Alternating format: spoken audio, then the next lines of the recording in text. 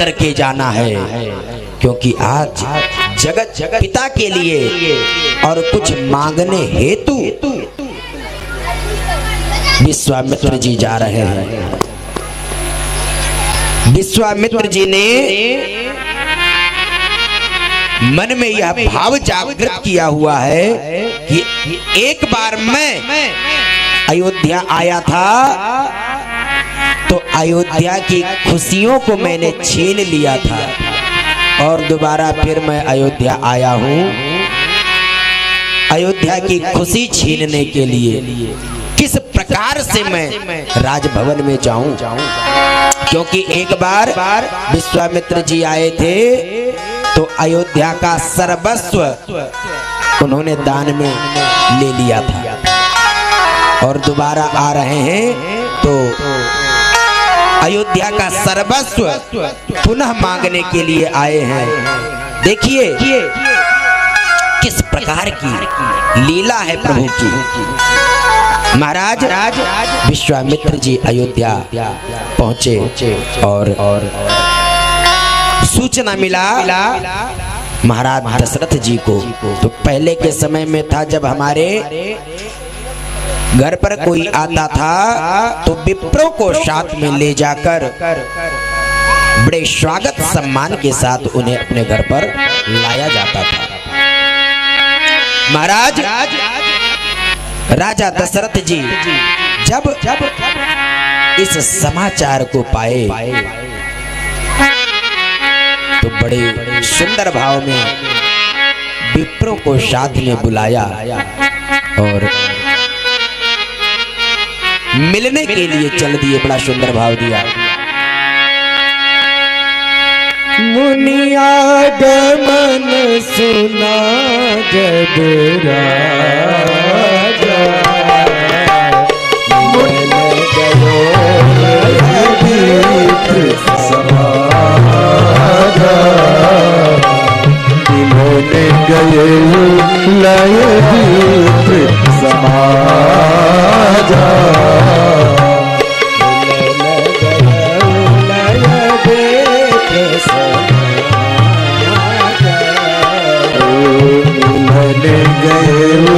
लय दीप समाजा। महाराज दशरथ जी विप्रों को साथ में लेकर चल दिए महाराज विश्वामित्र जी के पास, और विश्वामित्र जी का बड़े सुंदर भाव में वेद मंत्रों के उच्चारण के साथ स्वागत किया और साथ में लेकर के आए अपने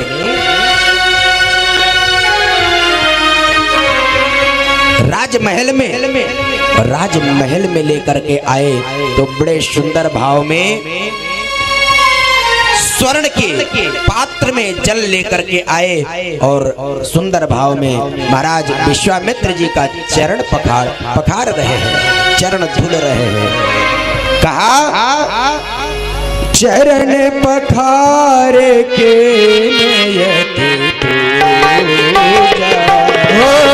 चरण पखारी की पूजा,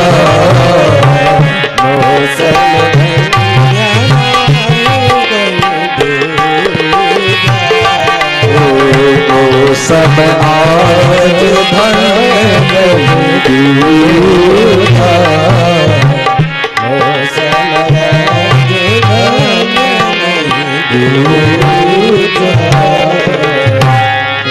इस प्रकार अपने जीवन को अत्यंत धन्य मानते हुए महाराज दशरथ जी गुरुदेव का चरण पखार कर ब्राह्मणों के द्वारा दिव्य वेद ध्वनि की जा रही है और महाराज विश्वामित्र जी का पूजन किया जा रहा है।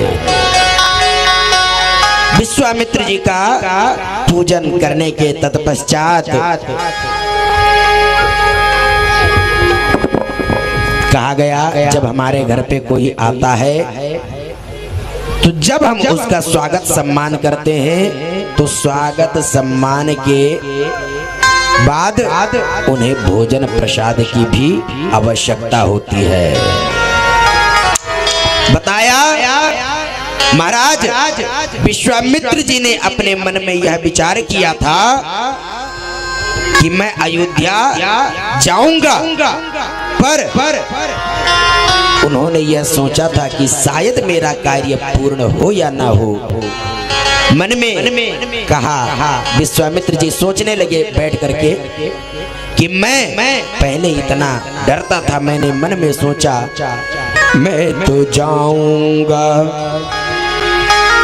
इस बहाने जाऊंगा आंसू बहाने के लिए, प्रभु की दी हुई जिंदगी में प्रभु को पाने के लिए, प्रभु की दी हुई जिंदगी में प्रभु को पाने लिए, प्रभु की दी हुई जिंदगी में प्रभु को पाने के लिए, प्रभु की दी हुई जिंदगी में प्रभु को पाने के लिए, इस बहाने जाऊंगा या सुबहाने के लिए, इस बहाने जाऊंगा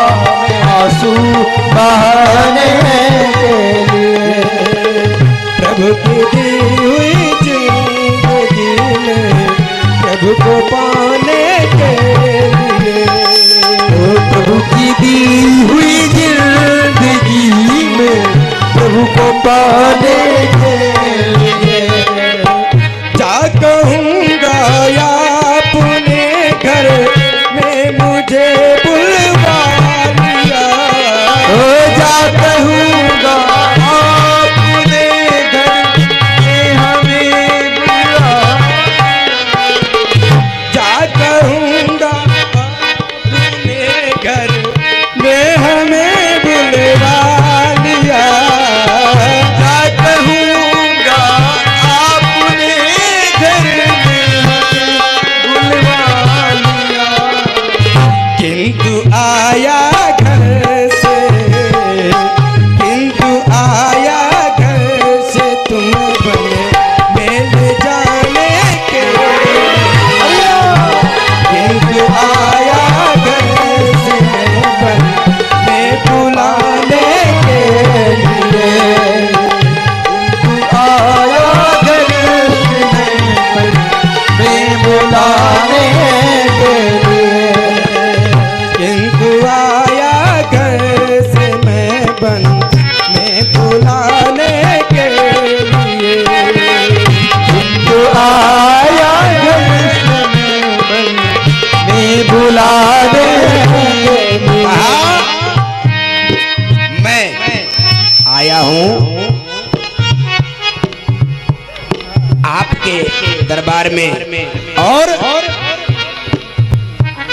आपको आपके घर से मन में विचार कर रहे हैं। अभी यह बात महाराज दशरथ जी के सामने प्रकट नहीं किया, मन में विचार चल रहा है महाराज विश्वामित्र जी के कि मैं इनको घर से लेकर के अपने साथ जाऊंगा। कहाँ? तो बताया वन में, क्योंकि वन में ही महाराज विश्वामित्र जी का यज्ञ चल रहा है।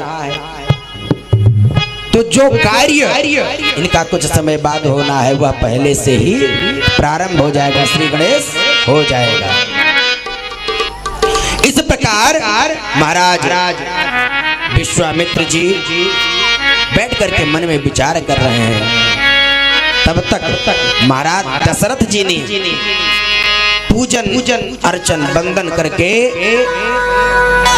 विविध भांति भोजन करवावा, विविध भांति भोजन करवावा, विविध भांति भोजन करवावा, विविध भांति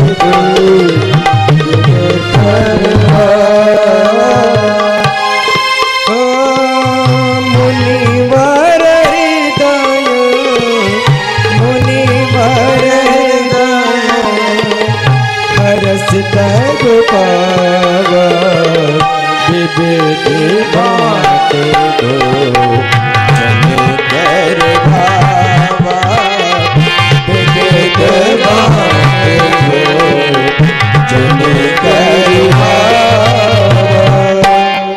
इस प्रकार महाराज दशरथ जी ने विविध प्रकार भोजन कराया महाराज विश्वामित्र जी को।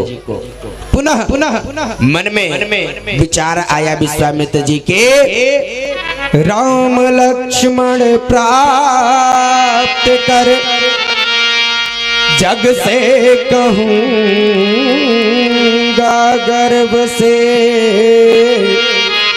आज माने जोर मेरा आजमाने के लिए आजमाने जोर मेरा आजमाने के लिए।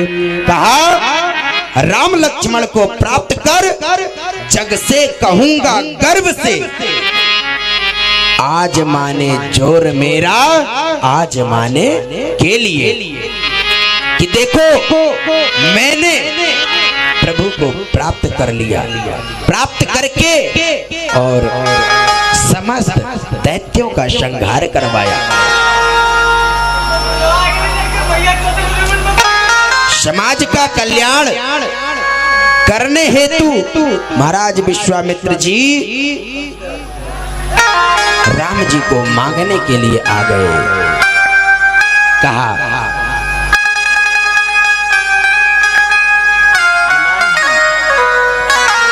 हनुमान जी प्रतीक्षा में हैं, कृपया सभी भक्त हनुमान जी का बड़े दिव्य भाव के साथ स्वागत सम्मान करेंगे। कृपया ध्यान देते रहे हनुमान जी की तरफ।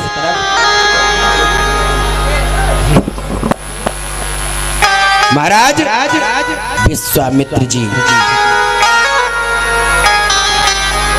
राजा दशरथ से कहते हैं,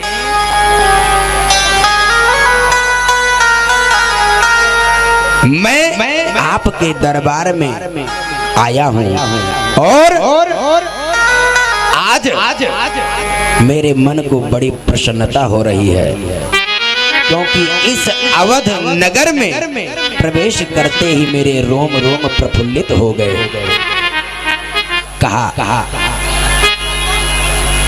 महाराज दशरथ जी ने पूछा आपके आगमन का कारण क्या है, कृपा करके आप मुझे बतावें।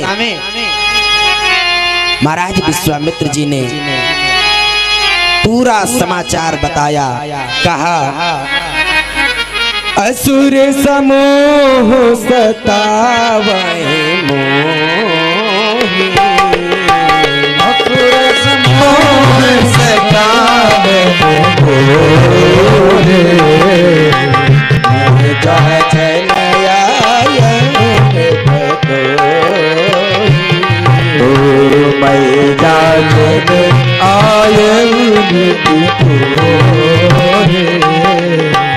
अनुज समेत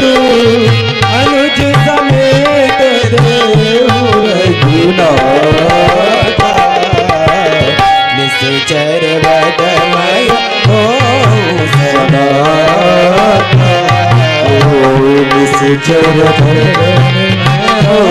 निश्चर कहा निश्चर वधमय हो सनाथा। बताया महाराज मैं आपसे कुछ मांगने के लिए आया हूं। महाराज दशरथ जी ने पूछा क्या? तो विश्वामित्र जी कहते हैं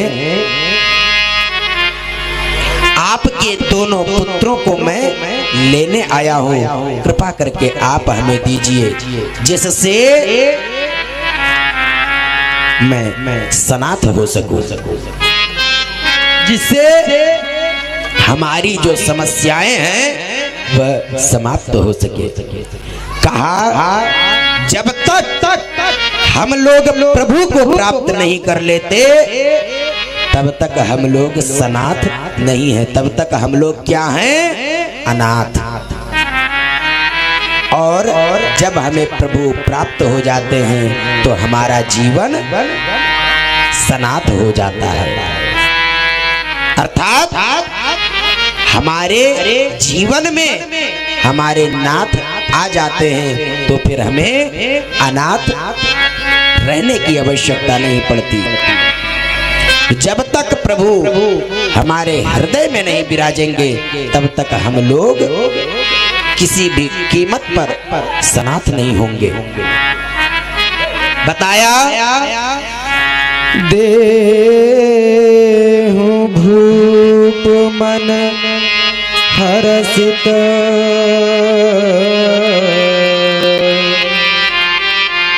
तजहु मोह ज्ञान धर्म सुजस प्रभु तुम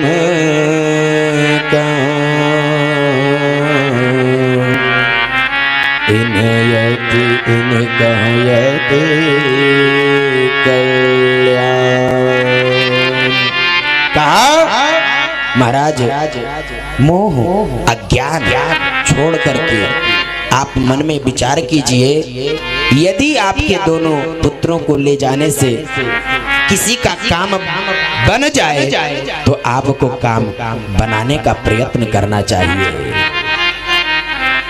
कहा मेरा यज्ञ इन दोनों के जाने से ही सफल हो जाएगा। अगर यह दोनों पुत्र आपके मेरे साथ चले जाएं तो हमें किसी भी प्रकार की कोई समस्या नहीं होगी।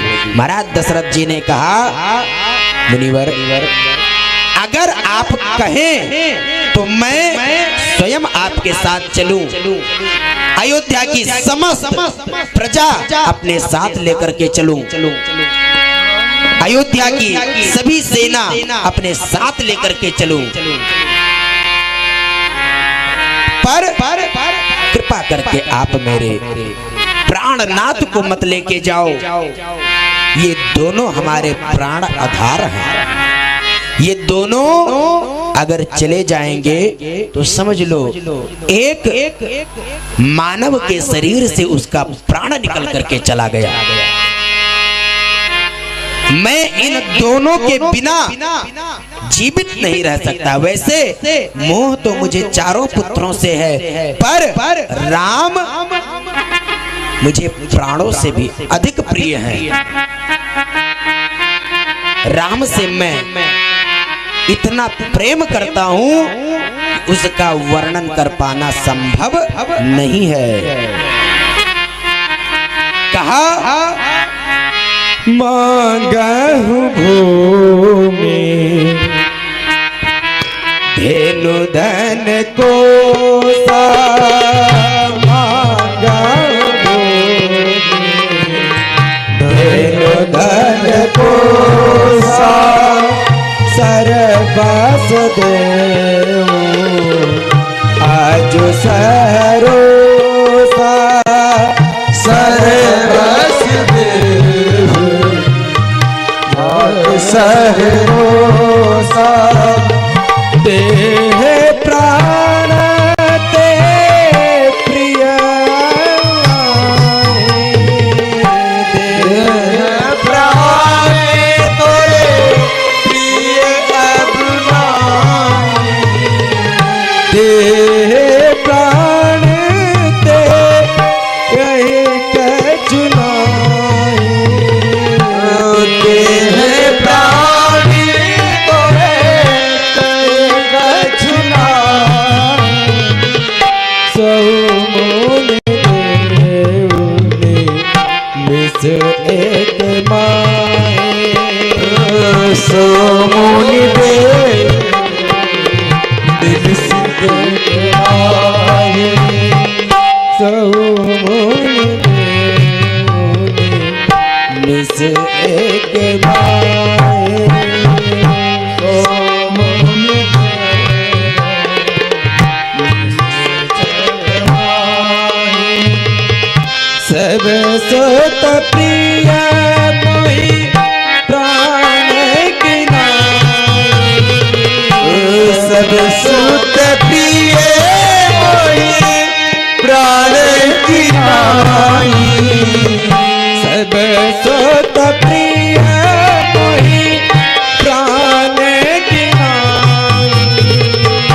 सब सुत प्रिय मोहि प्राण की नाई। राम देते नहीं बनाए गोसाई। राम देते नहीं बनई गोसाई। राम देते नहीं बनाए गोसाई। राम देते नहीं बनाए गोसाई। कहा महाराज कुछ भी मांग लो पर राम देते नहीं बनता। राम राम राम अगर मेरे पास से चले गए तो मैं जीवित नहीं रह पाऊंगा, मेरी मृत्यु हो जाएगी, क्योंकि मेरे प्राणों से भी अधिक प्रिय है राम जी। कहा अगर ज्यादा निश्चरों का आक्रमण हो रहा हो तो मैं अपने सेनाओं को साथ में लेकर के चलूं, आपके यज्ञ की रक्षा कर दूं, पर राम को मत लेके जाओ। कहा हम लोग भी अगर राम को अपने प्राणों से भी अधिक प्रिय मान लें तो हम सभी के जीवन की सारी समस्याएं समाप्त हो जाएं। हम सभी के जीवन में किसी भी प्रकार की कोई समस्या रह ही न जाए, परंतु हम लोग चाह करके भी राम जी को नहीं मांग पाते। तो कहा ओ राम को मांग लो मेरे प्यारे। राम को मांग लो मेरे प्यारे। जिंदगी का भरोसा नहीं है। राम को मांग लो मेरे प्यारे। राम को मांग लो मेरे प्यारे। जिंदगी का ठिकाना नहीं है। राम को मांग लो मेरे प्यारे। जिंदगी का ठिकाना नहीं है। राम को मांग लो मेरे प्यारे। जिंदगी का ठिकाना नहीं है। राम को मांग लो मेरे प्यारे। जिंदगी का ठिकाना नहीं है।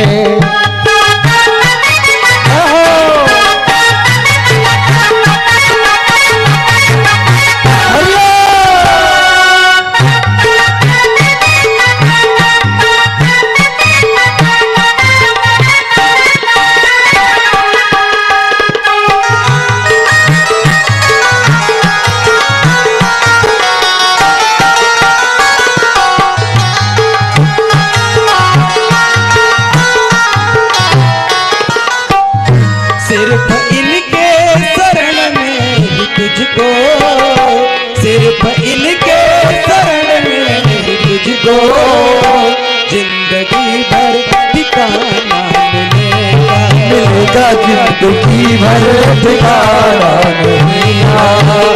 सिर्फ इनको कर लो जिंदगी का ठिकाना नहीं है। सिर्फ इनके शरण में ही तुझको, सिर्फ इनके शरण में ही तुझको जिंदगी भर ठिकाना मिलेगा। जिंदगी भर ठिकाना मिलेगा। राम को मांग लो मेरे प्यारे। राम को मांग लो मेरे प्यारे। राम को मांग लो मेरे प्यारे।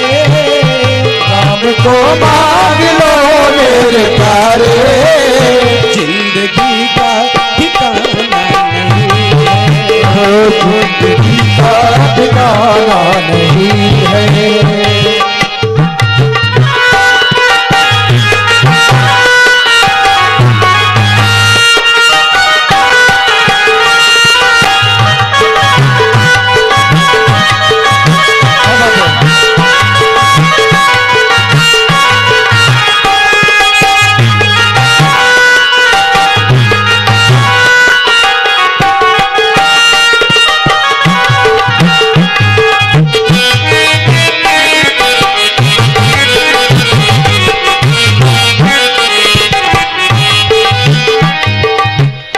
कितना तो हाथ से ले सकेगा, कितना दो हाथ से ले सकेगा, देने वाले के हैं लाख हाथ, कितने हाथ से ले सकेगा, देने वाले हैं लाख बाहें।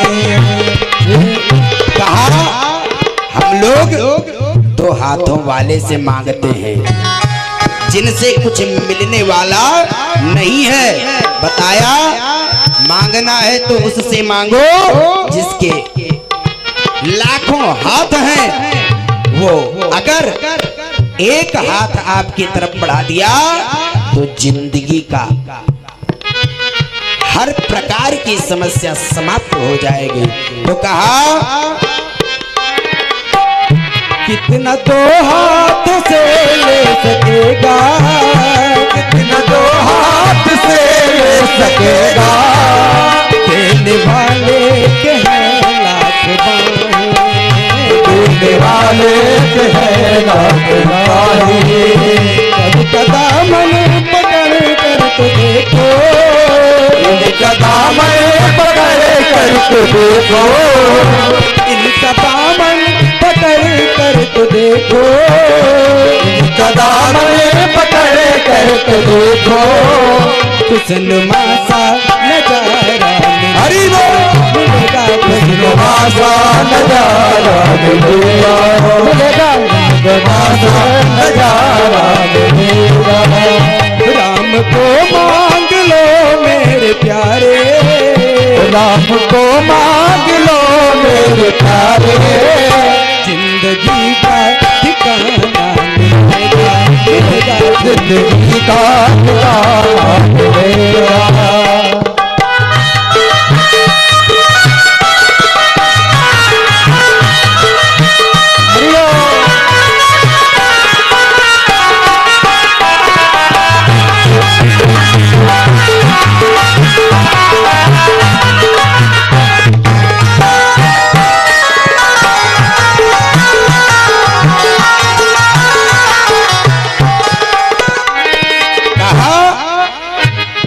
हमें अगर कुछ मांगना है तो प्रभु से मांगना चाहिए। कहा जब हमारे साथ भगवान है तो हमें अकेला अपने आप को नहीं समझना चाहिए। तो कहा खुद को तन्हा समझता है क्यों तू, खुद को तन्हा समझता है क्यों तू, चर चर में है ये समाया, समाये चरिए चरिए है वो समाया। खुद को तन्हा समझता है क्यों तू, तो तन्हा समझता है क्यों, जर जर में है ये समाया, समाया चरिए चरिए में समाया। खुद में आवाज देकर तो देखो, आवाज देकर तो देखो, खुद में आवाज देकर तो देखो, खुद में आवाज देकर तो देखो। कौशल्या का दुलारा मिलेगा, मिलेगा कौशल्या का दुलारा मिलेगा। राम को मांग लो मेरे प्यारे, राम को मांग लो मेरे प्यारे, राम को मांग लो मेरे प्यारे, राम को मांग लो मेरे प्यारे, जिंदगी भर ठिकाना मिलेगा, मिलेगा जिंदगी भर ठिकाना मिलेगा।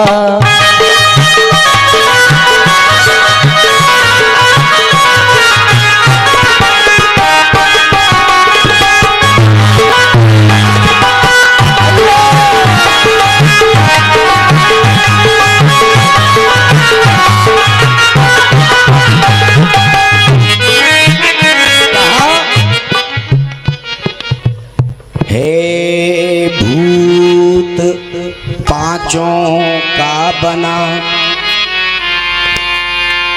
बताया हे भूत पांचों का बना, ये तन पिंजड़ा है आपका, ये तन रूपी जो शरीर रूपी पिंजड़ा है हमारा, यह पंच तत्व के द्वारा बनाया गया।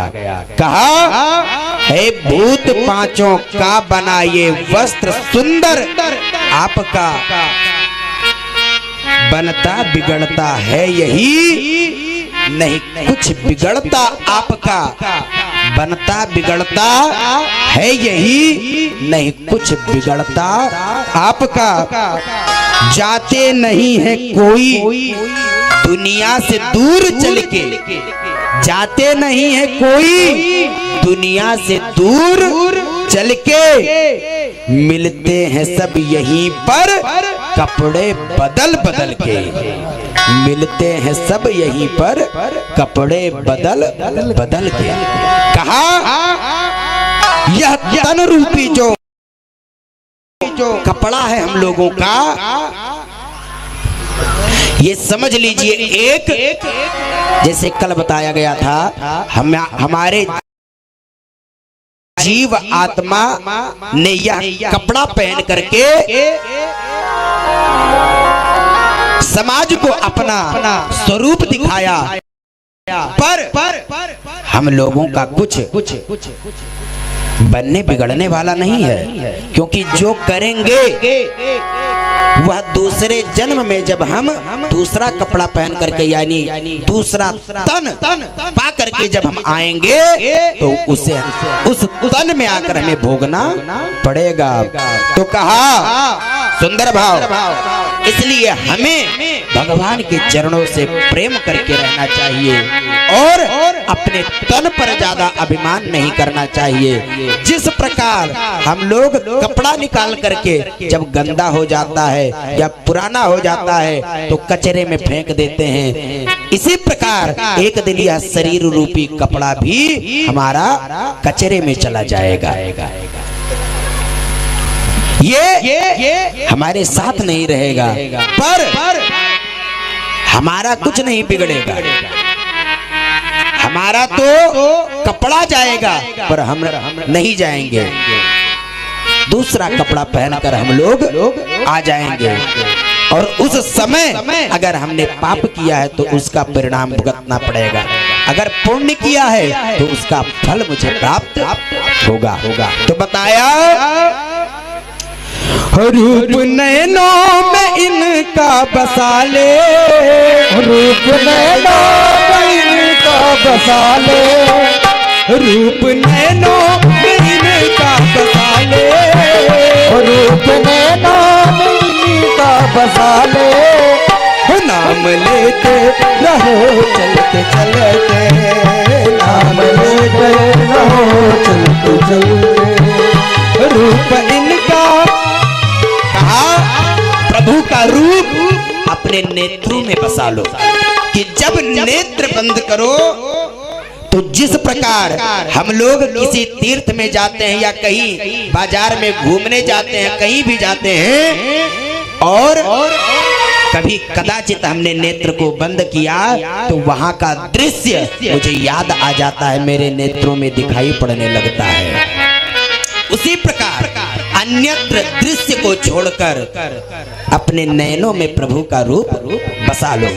तो कहा रूप नैनों में इनका का बसा ले, रूप में जो मेरे का बसा ले, नाम लेते रहो चलते चलते, नाम लेते रहो चलते चलते, नाम लेते रहो चलते चलते, नाम लेते रहो चलते चलते। चाहे तूफान हो या भंवर हो, चाहे तूफान हो या भंवर हो, चाहे तूफान हो या भंवर हो, चाहे तूफान हो या भंवर हो, हर सफर में किनारा मिलेगा, मिलेगा हर सफर में किनारा मिलेगा। ओ राम को मांग लो मेरे प्यारे, ओ राम को मांग लो मेरे प्यारे, जिंदगी भर ठिकाना मिलेगा, मिलेगा जिंदगी भर ठिकाना मिलेगा, जिंदगी भर ठिकाना मिलेगा, मिलेगा जिंदगी भर ठिकाना मिलेगा। इस प्रकार अगर राम को अपना हमने बना लिया तो जिंदगी भर मुझे ठिकाना मिल जाएगा, जिंदगी भर मुझे किसी अन्य दर पर भटकने की आवश्यकता नहीं पड़ेगी। और यदि मैं राम को छोड़कर अन्यत्र व्यक्तियों को अपने मन में बसाता हूं तो निश्चित तौर पर हमें इधर उधर दरवाजा खटखटाना पड़ेगा, हमारा कहीं से कल्याण होने वाला नहीं है। तो आज महाराज विश्वामित्र जी अयोध्या में महाराज दशरथ जी से राम जी को मांगने के लिए आए हैं, राम जी को साथ में लेकर के जाएंगे। कहा महाराज मुझे आप कुछ भी मत दो, मुझे और किसी भी वस्तु की आवश्यकता नहीं है, बस अपने दोनों पुत्र राम और लक्ष्मण को मेरे साथ भेज दो। महाराज दशरथ जी कहते हैं कि आपने मुझसे मांगा भी तो ऐसा धन मांगा जिस धन को मैं किसी भी कीमत पर नहीं दे सकता। यह धन मेरे प्राणों से भी अधिक प्रिय है, मेरा प्राण आप ले लें पर मेरे प्राणनाथ को मत ले जाइए। कहा प्राणनाथ से, प्रभु श्री राम से, महाराज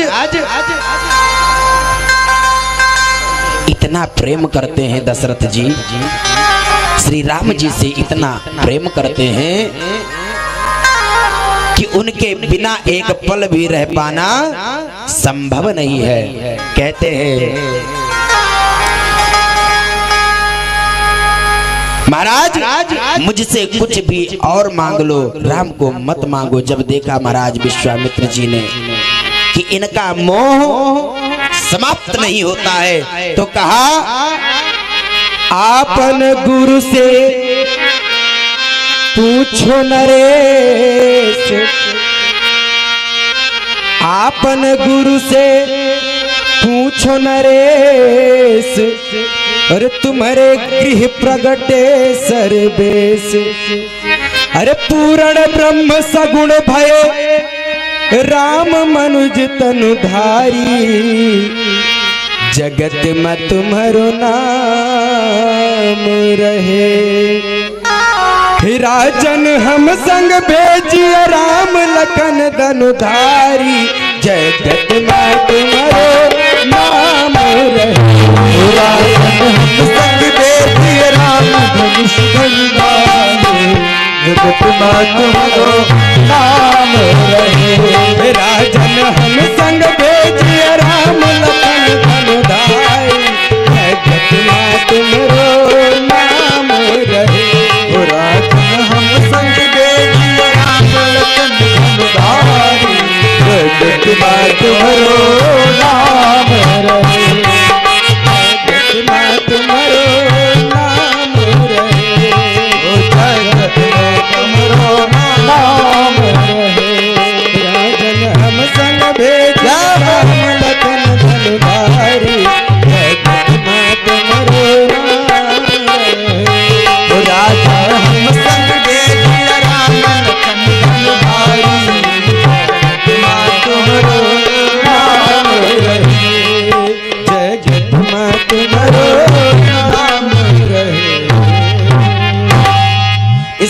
कहा राजन जा करके अपने गुरु से पूछो। महाराज दशरथ जी के गुरु कौन है? तो कहा वशिष्ठ जी। महाराज वशिष्ठ जी को बुलाया और महाराज वशिष्ठ जी से पूछा, कहा इस प्रकार मेरे प्राणनाथ को मांग रहे हैं, देते नहीं बनता। वशिष्ठ जी ने कहा राजन अगर कोई मुनि कोई ऋषि आपके पुत्र को मांग रहा है तो निश्चित तौर पर वह जगत कल्याण के लिए मांग रहा है। इसलिए आप मोह अज्ञान को त्याग कर आप राम जी को दे दीजिए। पर महाराज दशरथ जी का मोह समाप्त नहीं होता है। अंतिम में विश्वामित्र जी को कहना ही पड़ा, एक बात बताइए राजन मुझे आपने कहां पर बैठाया? तो कहा महाराज दशरथ जी भी बड़े चालाक थे। क्यों? तो बताया इसलिए क्योंकि एक बार अयोध्या में आए थे विश्वामित्र जी, तो अयोध्या का सारा धन संपत्ति राज्य सब उन्होंने दान में मांग लिया था। और आज फिर आए हैं तो महाराज दशरथ जी ने इतना चालाकी किया कि अपने राज सिंहासन पर पहले ही विश्वामित्र जी को बैठा दिया, अपना स्वयं चरणों में बैठ गए। अब जब महाराज दशरथ जी सिंहासन पर बैठेंगे तभी ना दशरथ जी का अधिकार चलेगा कुछ देने का। जब दशरथ जी सिंहासन पर हैं ही नहीं तो उनका अधिकार कैसे चलेगा? तो कहा महाराज राजन आप मुझे कहां पर बैठाए हो? दशरथ जी ने कहा अयोध्या की जो राजगद्दी है उस राजगद्दी पर मैंने आपको आसीन किया है, आसन दिया है। तो कहा इस गद्दी पर बैठने वाले का आदेश सभी को मानना चाहिए कि नहीं? महाराज दशरथ जी ने कहा बिल्कुल मानना चाहिए। तो कहा जब आपने मुझे इस गद्दी पर बैठा दिया तो वर्तमान में जब तक मैं इस गद्दी पर बैठा हूं तब तक अयोध्या का राजा मैं हूं, क्योंकि कुर्सी का प्रभाव होता है, मनुष्य का प्रभाव नहीं होता है। तो कुर्सी पर बैठा हूं तब तक राजा मैं हूं। एक राजा का आदेश है कि आप राम और लक्ष्मण को मुझे दीजिए। महाराज दशरथ जी इतने बंधनों में बंध गए कि वो मना नहीं कर पाते। बहुत ही कष्ट से कहा मोरे प्राण नाथ सुत दो, मोरे प्राण नाथ सुत दो, तुम मोन पिता तुम मोन पिता आन नाई को, तुम मोन पिता आन नाई को, तुम मोन पिता आन नाई को, तुम मोन पिता आन नाई को, मोरे प्राण नाथ सुत दो, मोरे प्राण नाथ सुत दो, नाथ सुत दो, नाथ सुत दो। कहा यह दोनों पुत्र मेरे प्राण आधार हैं, इसलिए मैं आपको देता हूं, पर आज से राम और लक्ष्मण का पिता मैं नहीं आप होंगे। इनको अपने पुत्र जैसा ही प्रेम करना। महाराज विश्वामित्र जी ने कहा आप तनिक भी चिंता मत कीजिए। महाराज राम लक्ष्मण को आदेश दिया। विश्वामित्र जी ने कहा जाओ राज पोशाक को उतार कर अपने माँ से आदेश लेकर के और तत्क्षण मेरे पास आ जाओ। महाराज आदेश पाते ही श्री राम जी और लखनलाल जी दोनों भाई गए, राज पोशाक उतार कर माता के चरणों में प्रणाम किया। भगवान महाराज विश्वामित्र जी ने सोचा कि जब पिता इतना समय लगाए देने में तो माँ तो और भी समय लगाएगी, क्योंकि माँ की ममता अत्यंत बच्चे के प्रति होती है, इसलिए वो तो और समय लगाएगी। पर ऐसा नहीं हुआ। जैसे ही राम जी गए आदेश लेने के लिए, माँ ने तत्क्षण आदेश दिया, कहा बेटा तुम ऋषि के साथ जा रहे हो, एक महात्मा के साथ जा रहे हो, तुम्हारा निश्चित कल्याण होगा, इसलिए तुम तनिक भी चिंता मत करो, तत्क्षण जाओ। तत्काल आदेश मिला और महाराज विश्वामित्र जी राम और लक्ष्मण को लेकर के चल दिए।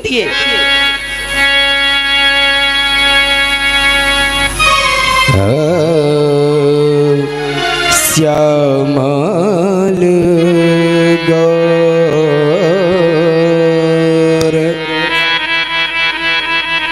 श्यामल गौर सुंदर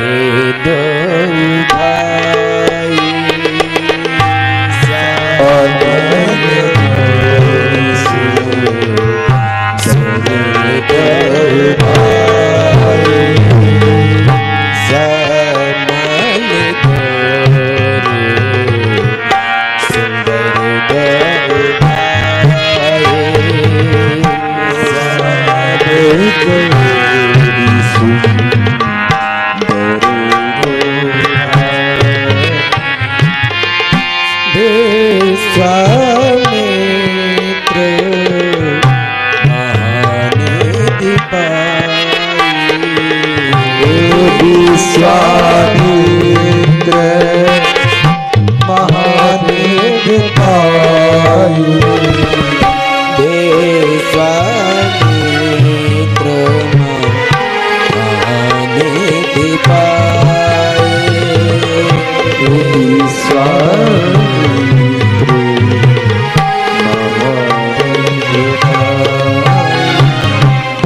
श्याम गौरे सुंदर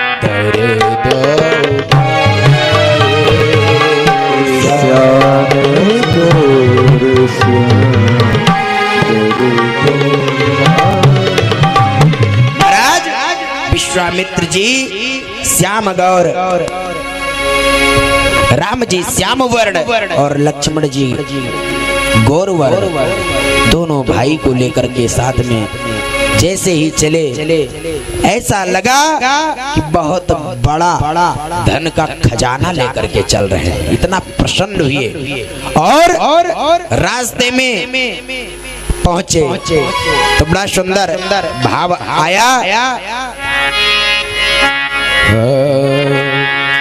चले जात मुनि दीनी दिखाई, चले जात मुनि दीनी दिखाई,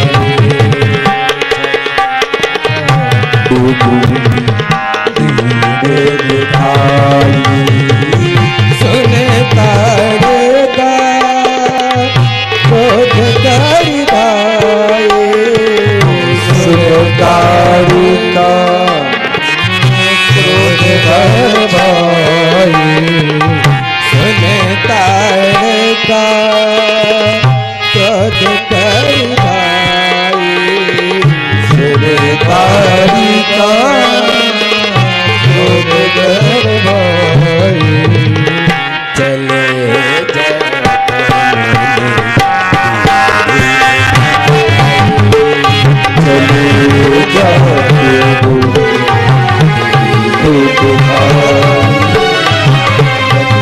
जाते हो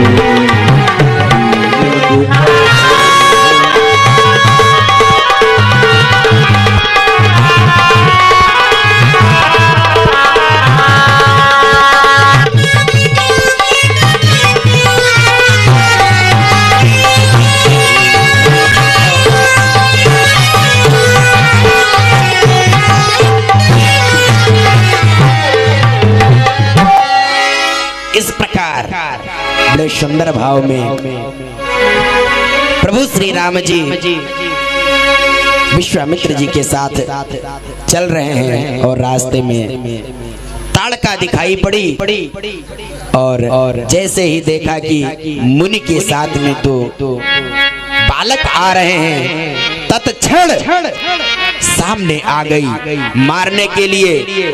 कहा आज इन मुनि के साथ हमें दो शिकार और मिल गए हैं, इन तीनों को मारकर मैं समाप्त कर दूंगी। अनेकों प्रकार से क्रोध प्रकट किया। गुरुदेव का आज्ञा पाते ही महाराज विश्वामित्र का आज्ञा पाते ही श्री राम जी अपना धनुष उठाते हैं।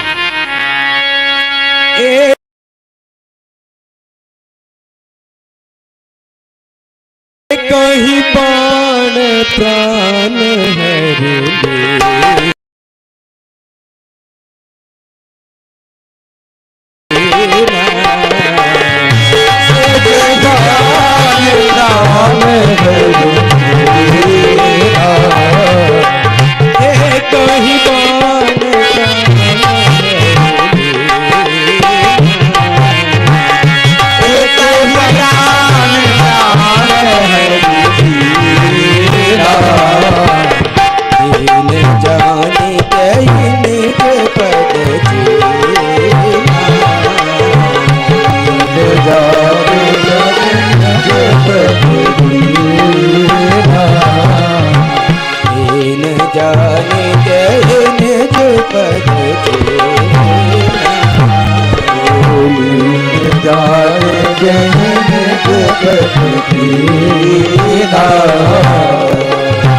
इस प्रकार एक ही बाण में ताड़का को प्रभु ने समाप्त कर दिया और अपने निज धाम को भेज दिया, क्योंकि प्रभु अपने हाथों से जिसका भी वध करते हैं उसे अपने पावन लोक को ही भेजते हैं। इसलिए राम जी के हाथों मरना भी समझ लो तरना हुआ।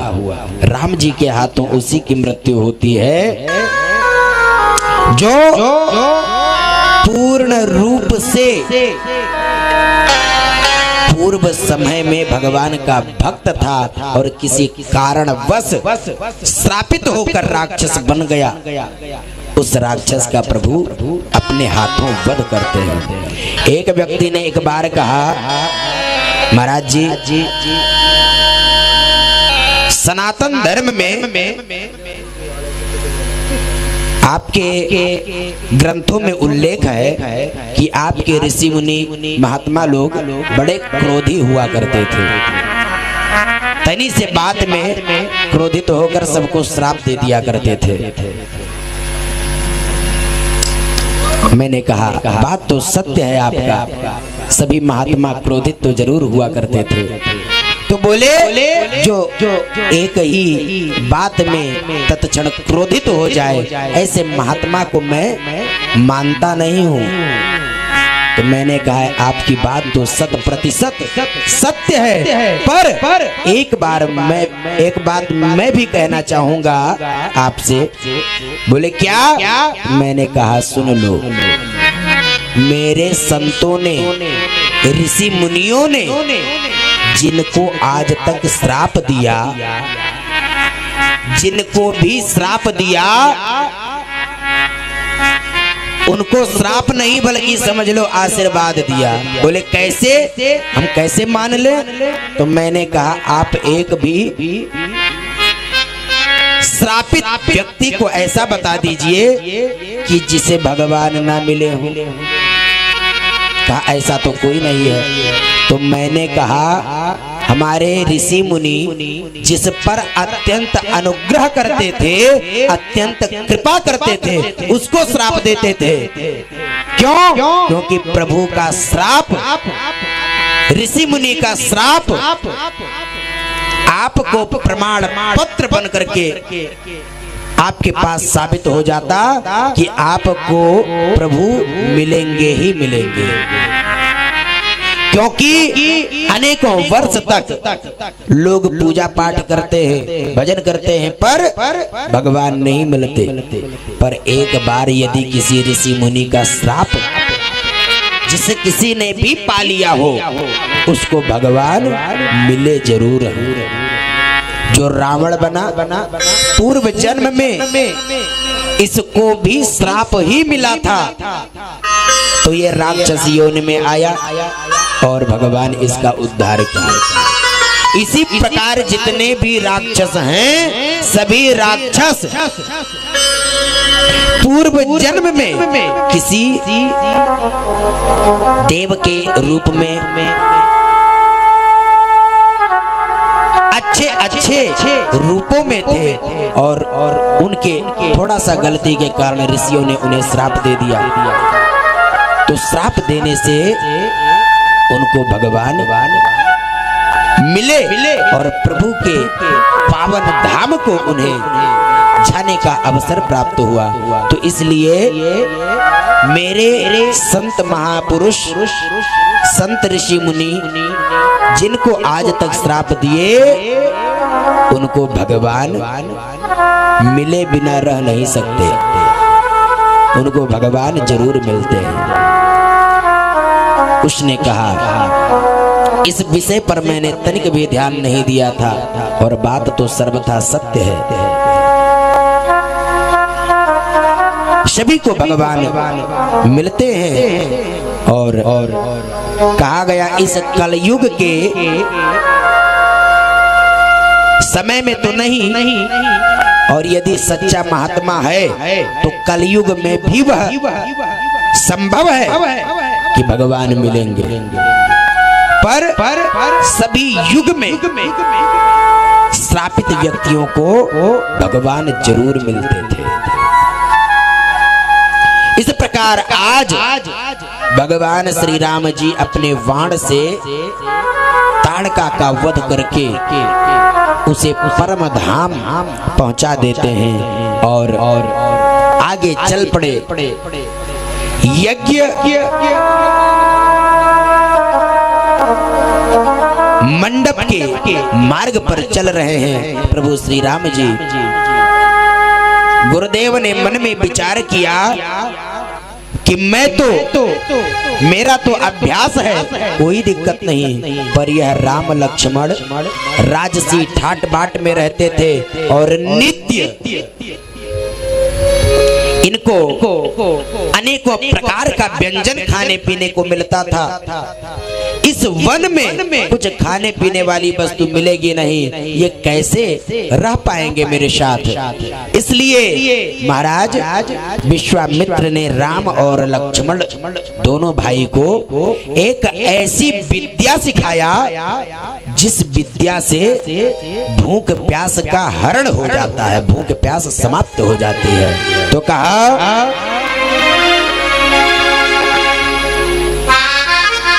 तब निज नाथ जिय चीनी,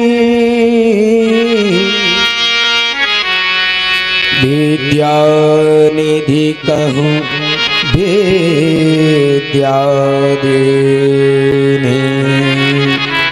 महाराज विश्वामित्र जी ने राम जी को और लक्ष्मण जी को विद्या सिखाया, और विद्या सिखाकर आगे चले यज्ञ मंडप पर पहुंचे।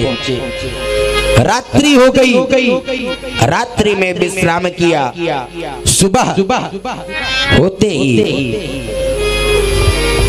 स्नान किया, संध्या वंदन करके निवृत्त हुए, और प्रभु श्री राम जी अपना तरकस और धनुष लेकर के तैयार हो गए। गुरुदेव से कहा,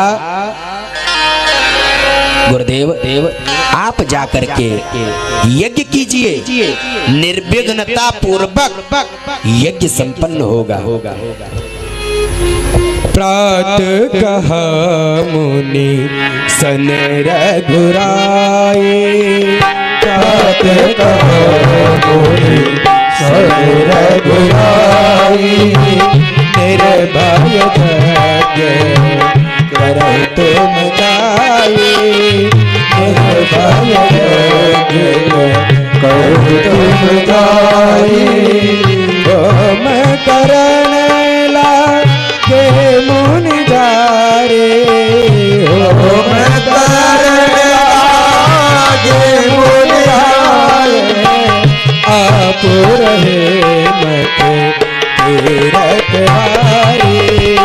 आप रहे मत तीरथ हारी। आप रहे मत तीरथ हारी। इस प्रकार गुरुदेव से कहा आप जाकर के यज्ञ कीजिए और मैं यज्ञ की रक्षा करता हूँ। दोनों भाई खड़े हो गए यज्ञ की रक्षा करने के लिए। जैसे ही महाराज विश्वामित्र जी हवन प्रारंभ करते हैं, हवन का सुगंध पाते ही, समाचार पाते ही राक्षस यज्ञ को नष्ट करने के लिए, यज्ञ में विघ्न डालने के लिए चल पड़े।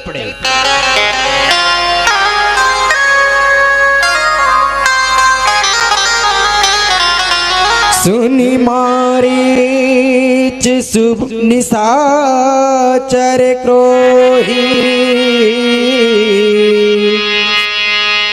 ले साय धाव मुनि द्रोही। बिनु फन बाण, बिनु फन बाण राम कही मारा। सत जो जन सागर पारा। सत जो जन सागर पारा। मारीच नाम का राक्षस आया और यज्ञ में विघ्न डालने का प्रयत्न करने लगा। तो प्रभु ने एक ही बाण मारा और वह गया 100 योजन दूर सागर के उस पार गिरा जाकर के। अब सुबाहु नाम का राक्षस आया। पावक सरस बाहु पुनि मारा। पावक सरस बाहु पुनि मारा। पावक सरस बाहु पुनि मारा। पावक सरस बाहु पुनि मारा। अनुजन साचर कटक संहारा। अनुजन साचर कटक संहारा। इस प्रकार प्रभु ने सुबाहु का वध किया, सुबाहु को समाप्त किया और यज्ञ पूर्ण रूप से निर्विघ्न हुआ।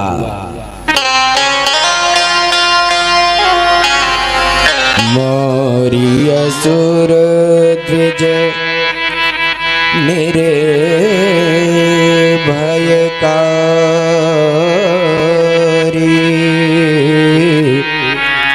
स्तुति करहि देव मुनि धारे।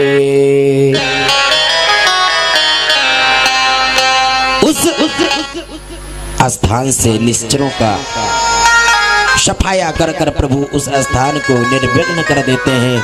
जितने भी ऋषि मुनि संत महात्मा थे उन सभी का प्रभु ने कल्याण किया, सबों पर कृपा किया, अनुग्रह किया। कुछ समय रहे उसके बाद गुरुदेव के साथ चल दिए।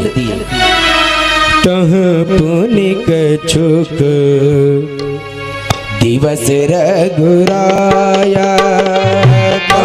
पूरी कछ के दिवस रघुलाया रहे दीन बे प्रण पर दाया रहे दीन बे प्रण पर दाया भगत है तो बहु कथा पुराना भगत है तू कथा पुराना भगत है तो बहु कथा पुराना भगत है तू कथा पुराना कहे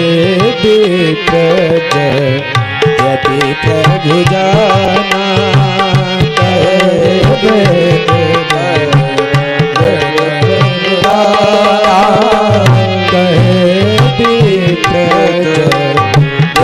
प्रभु जाना। इस प्रकार प्रभु ने सब पर अनुग्रह किया, कृपा किया और कुछ समय व्यतीत होने के बाद गुरुदेव को धनुष यज्ञ का समाचार मिला विश्वामित्र जी को, और धनुष यज्ञ